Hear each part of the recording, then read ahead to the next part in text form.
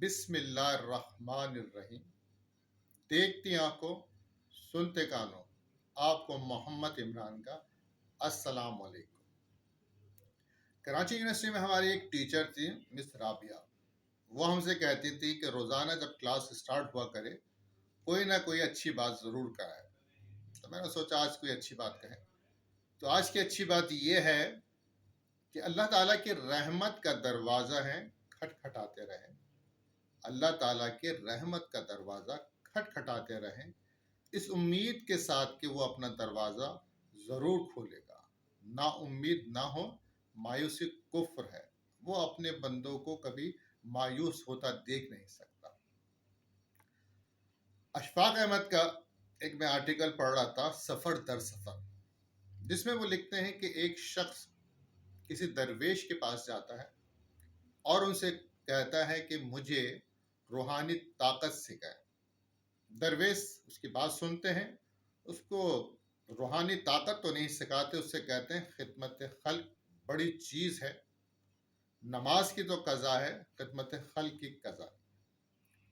ہوا کچھ یوں کہ لاہور کے اندر ایک صاحب ایک بابا کے پاس گئے اور بابا سے کہنے لگے کہ بابا میں صوفی بننا چاہتا ہوں۔ بابا نے کہا وہ کیوں؟ کہنے لگا مجھے صوفی بننا پسند ہے۔ بابا نے کہا یہ کوئی آسان کام نہیں ہے۔ کہہ رہا نہیں، میں نے ساری بیسک تعلیم جو ہے، سارے علم حاصل کر لی ہیں، لیکن آگے مجھے کچھ نظر نہیں آ رہا، تو میں آپ کے پاس گائیڈ لائن لینا آیا ہوں۔ بابا اس کی باتیں سنتے ہیں اور اس سے کہتے ہیں تم صوفی بننا نہیں چاہتے، تم تو روحانی طاقت حاصل کرنا چاہتے ہو۔ صوفیزم اور روحانی طاقت میں بڑا فرق ہے۔ وہ کہتا ہے بابا کیا فرق ہے؟ کہہ رہا روحانی طاقت تو کچھ مشقیں ہیں، تم ان کو کر کے سیکھ سکتے ہو، لیکن تصوف حاصل کرنے کے لیے بڑی مشکلات حاصل ہے، مشکلات ہیں، اس راہ میں خدمت خلق کرنے پڑتے ہیں۔ تو میں نے کہا بابا ذرا اس کی تفصیل سے بتائیں کیا ہے؟ کہ اللہ کی مخلوق میں رہتے ہوئے ان کی بہتری کے لیے کام کرنا، ان کے لیے آسائشیں پیدا کرنا، ان کو جو آسانیاں ہو دینا، یہ خدمت خلق ہے۔ اللہ سے دور رہ کے خود مخلوق بنانا یہ رہبانیت ہے، اور اللہ کے لیے اللہ کی مخلوق میں رہنا یہ پاکی اور دین ہے۔ تو ان صاحب نے دلی میں خیال کیا کہ بابا کی بات سمجھ میں آئی نہیں ہے یہ کچھ، تو پھر کہنے لگے اچھا بابا میں جا رہا ہوں، انشاءاللہ دوبارہ ملاقات ہوگی۔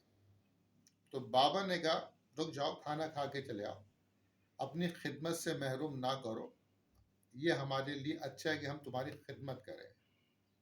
خیر میں بیٹھ جاتا ہوں، بابا اٹھتے ہیں، پانی لاتے ہیں، میرے ہاتھ دھلواتے ہیں، پھر اندر چلے آتے ہیں، ٹرے لے کے آتے ہیں، ٹرے میں کھانا ہوتا ہے، کھانے سے برتن نکال کے دیتے ہیں، مجھے سالن نکال کے دیتے ہیں، روٹی دیتے ہیں، اپنے ہاتھوں سے سارے کام کر کے دیتے ہیں۔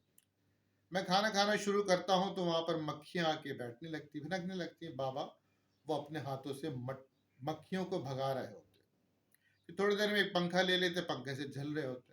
مجھے اچھا نہیں لگتا، بابا کے مریدین سامنے بیٹھے ہوئے ہوتے، بابا میری خدمت کر رہے ہیں۔ میں نے کہا نہیں بابا چلے آئے، میں کھا لوں گا۔ بابا نے کہا نہیں، یہ موقع پھر آئے گا نہیں۔ مغرب کا وقت تھا، اذان ہونے لگی، میں نے کہا بابا جا کے نماز پڑھ لیں۔ اذان ہونے کے بعد جماعت کھڑی ہو گئی، تو میں نے کہا بابا آپ مجھے اچھا نہیں لگ رہا، آپ اپنے مریدین میں جا کے نماز کریں۔ تو بابا نے کہا کہ بیٹا نماز کی تو قضا ہے، لیکن خدمت خلق کی قضا نہیں۔ آپ اس طرح سمجھتے ہیں کہ اگر آپ کہیں جا رہے ہیں، راستے میں ایک طرف اذان ہوگی، نماز کا وقت ہے، اور ایک طرف آپ کا کوئی جاننے والا عزیز ہاسپٹل میں ہے، تو وقت آپ کو پتہ ہے کہ زندہ رہے نہ رہ گئے، یا اس کو آپ کی مدد کی ضرورت ہو، تو نماز تو آپ قضا کر کے بعد میں ہی پڑھ سکتے ہیں۔ اگر وہ چل گیا تو اس کی خدمت کا موقع پھر آپ کو ملتا نہیں۔ اجازت چاہوں گا ان دعاؤں کے ساتھ کہ اللہ تعالیٰ آپ کے لیے آسانیاں پیدا کرے اور آپ کے لیے آسانیاں پھیلائے۔ آمین ثم آمین۔ اللہ حافظ۔